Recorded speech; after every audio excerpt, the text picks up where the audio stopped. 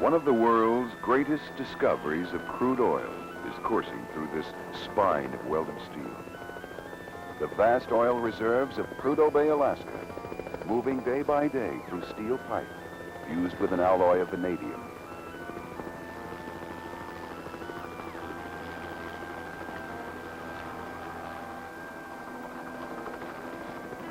Big pipe, half an inch thick, 4 feet across, 799 miles long.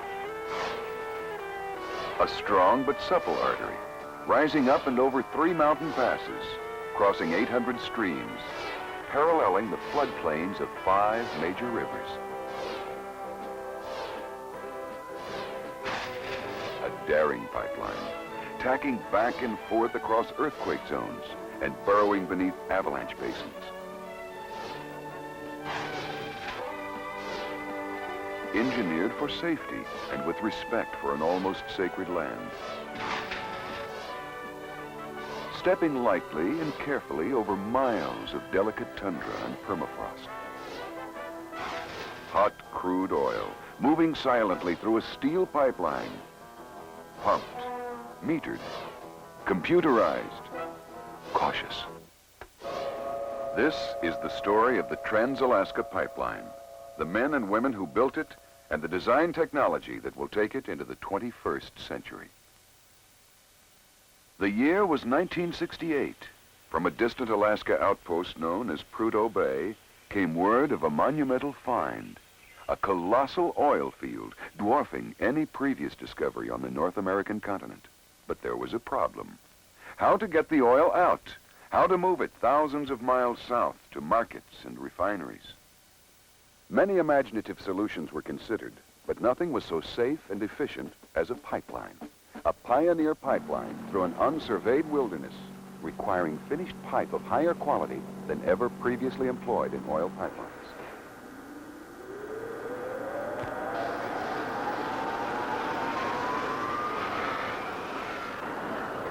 Scrupulous on-site studies were made by teams of scientists over each of several pipeline route variations. In the process, archaeologists unearthed over 20,000 artifacts documenting important cultural information about early man in Alaska. Based on all of these studies and surveys, the final corridor of the pipeline was selected. Beginning at Prudhoe Bay, the route would follow the Sagavaniriktok River and Adigan Valley to the Brooks Mountain Range.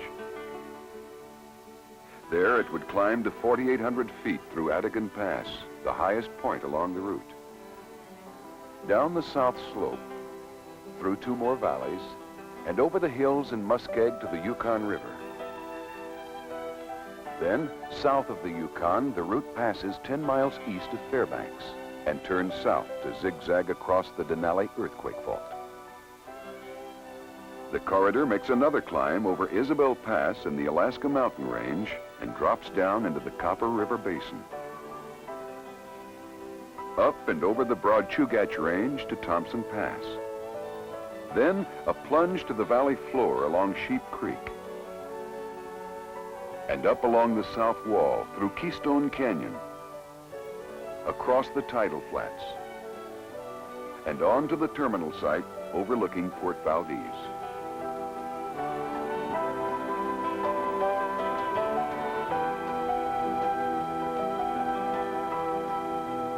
"29 locations for temporary construction camps, 799 miles in all."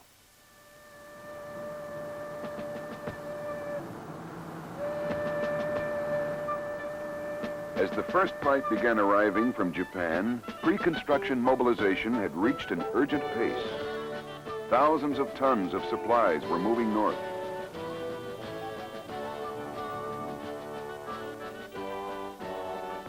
Then, as suddenly as the rush began, it stopped.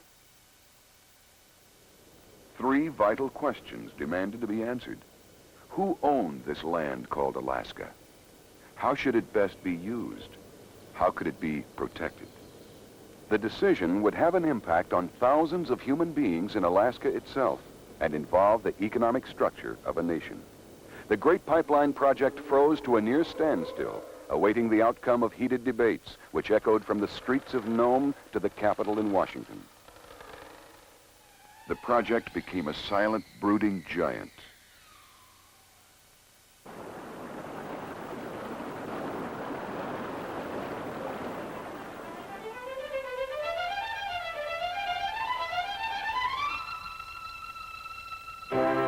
And this is why the long controversy evoked strong emotions and why it required such careful answers. For the path of the pipeline cut across some of the most imposing, untouched, and perhaps bountiful expanses of land to be found on our shrinking globe. Eventually, the multitude of apprehensions and hopes were reconciled in a pioneering work of legislation called the National Environmental Policy Act.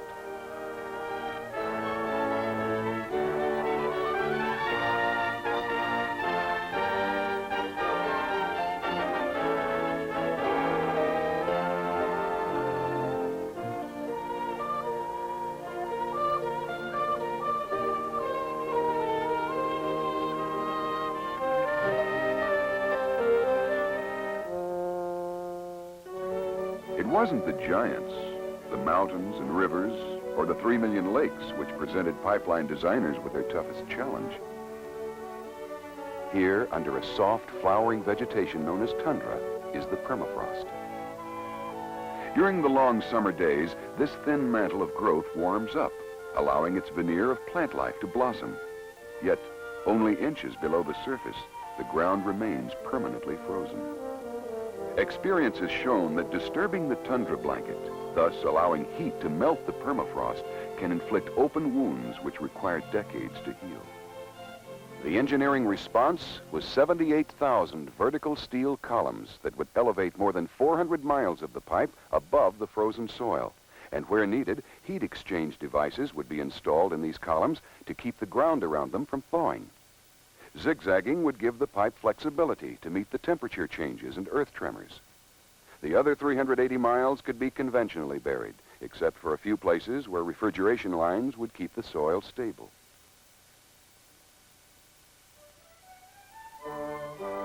Ultimately, the issues of land ownership, structural safety, and environmental integrity were resolved in the Trans-Alaska Pipeline Authorization Act of November 16, 1973. Secretary of the Interior, Rogers Morton, issued the official construction permit. After 5 years, 2 months, and 19 days of lying frozen in limbo, the Trans-Alaska Pipeline project again sprang to life. The call went out worldwide to construction contractors, labor halls and suppliers, welders, pipe layers, craftsmen. An army of young adventurers and old-timers converged on staging points in Alaska.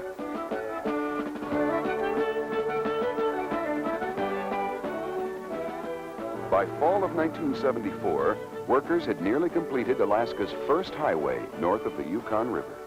360 miles of gravel, as much as 6 feet thick. A separate work pad was constructed along the pipeline right-of-way with insulation planks under the gravel to protect critical permafrost areas.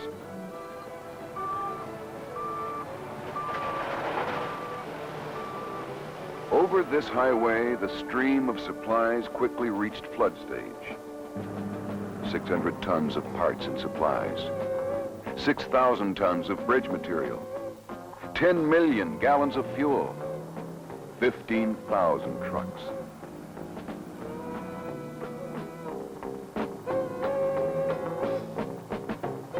The length of the pipeline was divided into 5 sections, each with its own contractors and managers. 29 construction camps from Prudhoe Bay to Valdez, each a complete life support system for survival in the wilderness, with modular buildings for housing, food, and administration. In less than a year, men, equipment, and supplies were in place. Construction of the line could begin.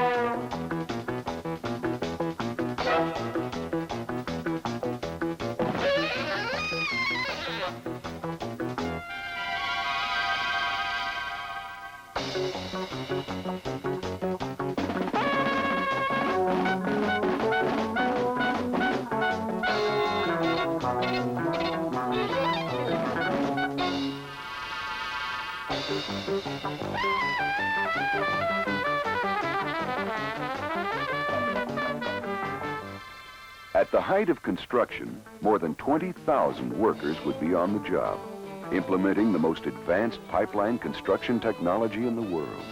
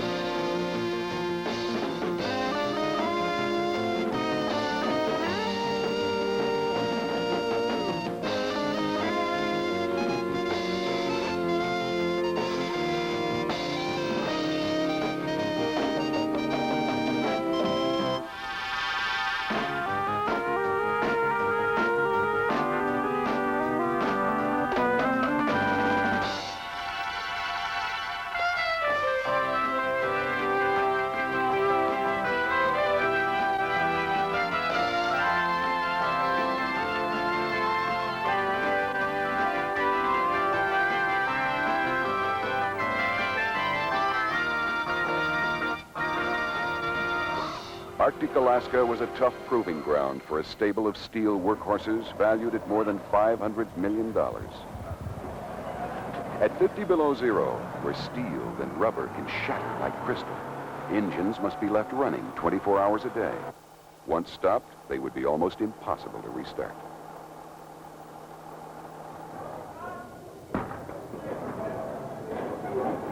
The never-ending maintenance meant repair, rebuild, replace, then back out to the line.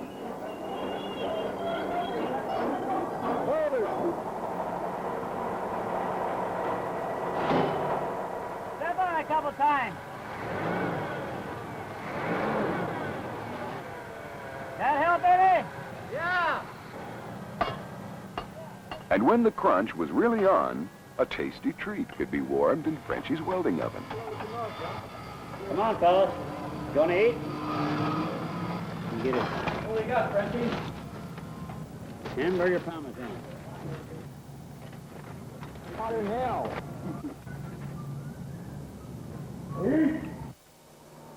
Then a brief pause for a cup of coffee and a glimpse of daylight, and back to the job.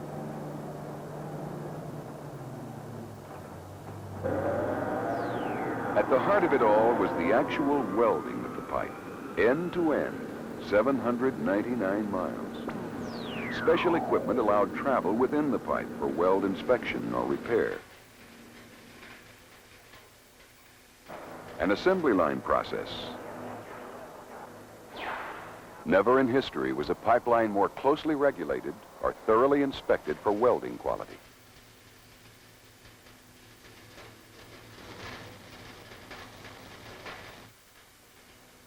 The welding passes were checked by quality control inspectors, quality assurance, federal and state inspectors, with a radiographic film report on each weld.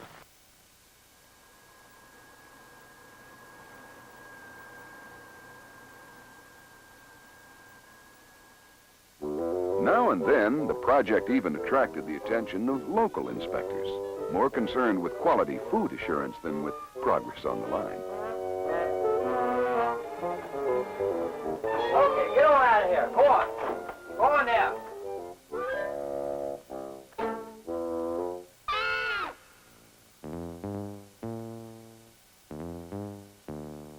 While work on the pipeline continued, construction proceeded at the 12 pump station sites.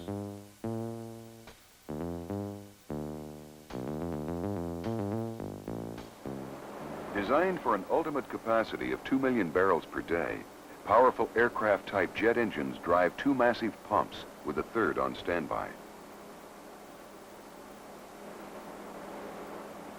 Miles of intricate wiring and sophisticated computers direct all internal operations and link each pump station to the monitoring and control facilities at the terminal in Valdez. Bert, can you give me discharge pressure, please?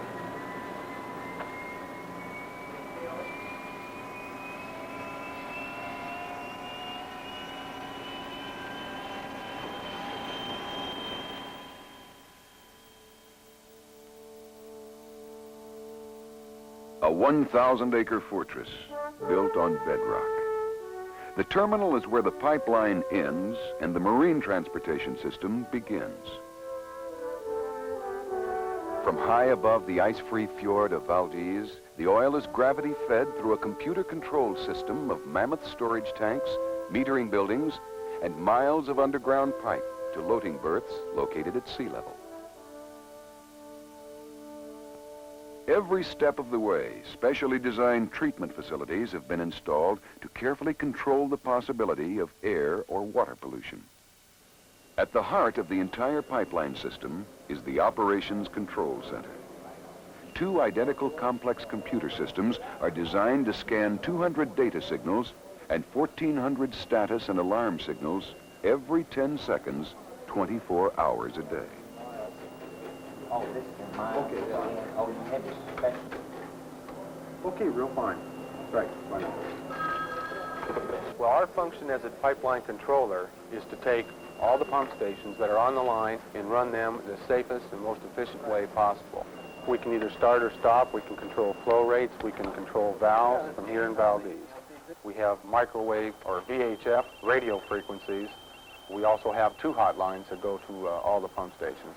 If we were to have a pipeline rupture, we could close the RGVs, which are remote gate valves. Now, these are located every few miles.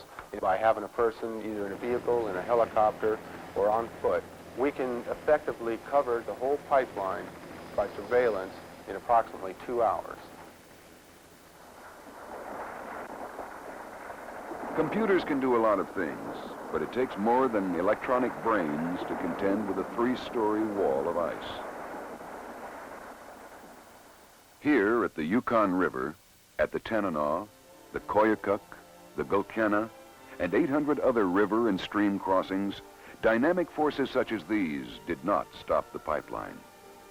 It was just another engineering problem, and there was a variety of solutions. The long, cold, notorious night of winter in Alaska was, of course, the real hardship of pipeline work. In the northernmost latitudes, the sun disappears into total darkness for almost 3 months in winter. Though their work is often slow and tedious, people can still function in these icy conditions. You know, Alaska's got some of the most rugged terrain in the world. It also has some of the worst environmental and weather conditions in the world. It's not unusual to get down to minus 45, minus 50, minus 60 degrees in wintertime. We had from 500 to 700 men working 24 hours a day in Adigan Pass under some extremely difficult working conditions. Snowfall, very low temperatures, high winds, heavy drifting conditions, and very deep ditches in here. There was no real alternative to finishing Adigan Pass in 1976 because of the very heavy runoff here in the springtime. It was necessary to completely finish the work and get the pipeline completely protected by burying the pipeline.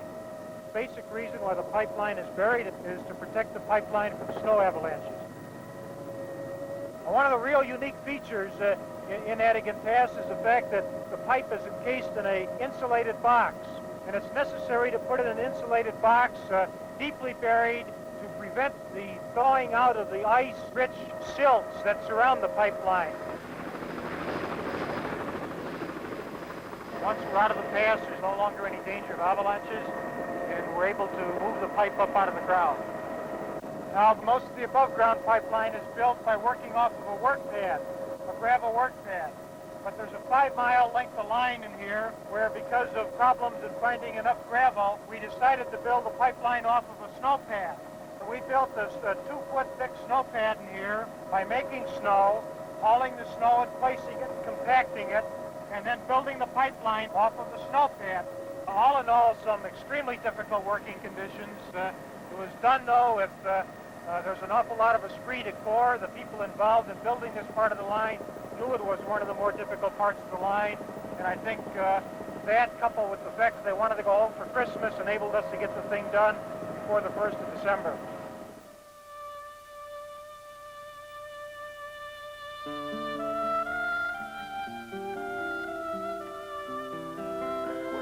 No change required except for those in heavy loads. 10-4, good copy. Thank you much. KWJ-863, Chandelar clear. Current weather at Chandelar. Temperature is 0. Winds are calm. Visibility is 15 miles. Road conditions, Adigan Pass and Chandelar Shelf are both in good winter driving conditions. Entertainment scheduled for this evening at Chandelar. On television at 7 o'clock, NBC News. 7:30, Starsky and Hutch. 8:30, Bicentennial Hall of Fame, Valley Forge. Tonight, for your special entertainment, anyone interested in getting together and playing, listening, or even singing some folk rock tunes, drop by the Chandelar Theater. Performers from the electrical, plumbing, and laborers' unions will be there, maybe even a teamster. Sorry. The individual rooms generally accommodated 2 workers and came furnished with bed, desk, and wardrobe. But there were a few maverick interior decorators who managed to set up all the comforts of home.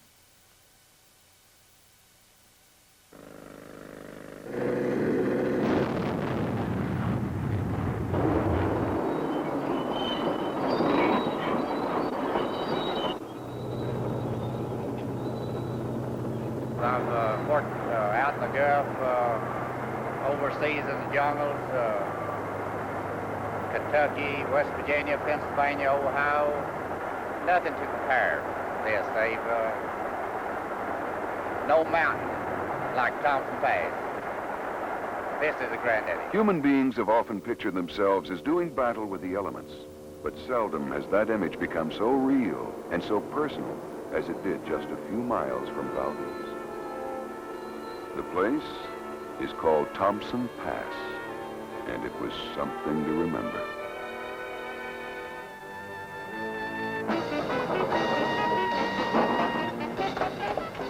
Dropping over 1,800 feet at angles nearing 45 degrees, this treacherous incline of wet, rotten rock and glacial mud and silt was to become one of the most challenging obstacles to pipeline technology in history. Because of the excessive steepness, side booms were useless, and a unique cableway system had to be designed to fly the 10-ton pipe sections to each area being worked on.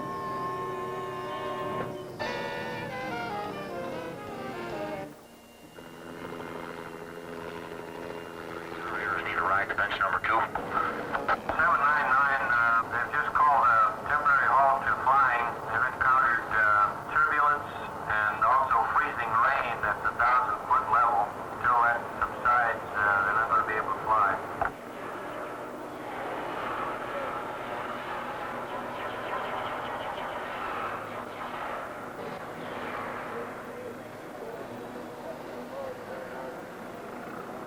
Snow, wind, rain, anything, sleet, anything you could imagine. It's been the thawing of the ground and letting the boulders come at you.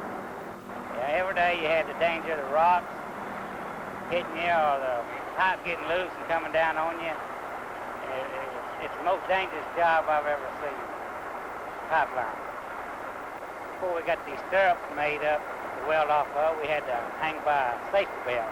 You had to hang right on top and weld with the safety belt holding you. That's all you had to hold you with the safety belt, nothing else. I felt like I was trying to wash the windows on the Empire State Building.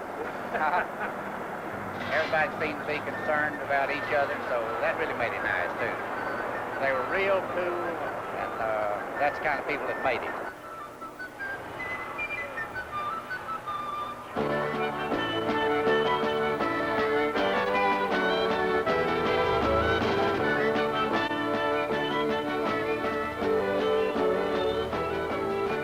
Indeed, it was the people who made the Trans-Alaska Pipeline. It was flesh and blood that nursed monster machines through the incredible cold of the tundra, threaded pipe through avalanche areas in Adigan Pass, dug ditches under icy rivers, and hoisted 10-ton tubes of steel over dizzy peaks where only mountain climbers had ventured before.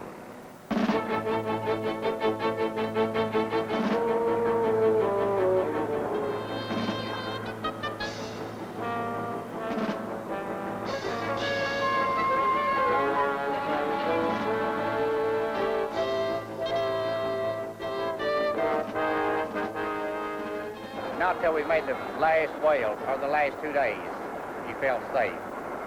I'd like to say this, too, that I think the Lord had something to do with us coming up and nothing bad happening. He looked after us. If they lay another, then they better not go over Thompson Pass or I won't be there.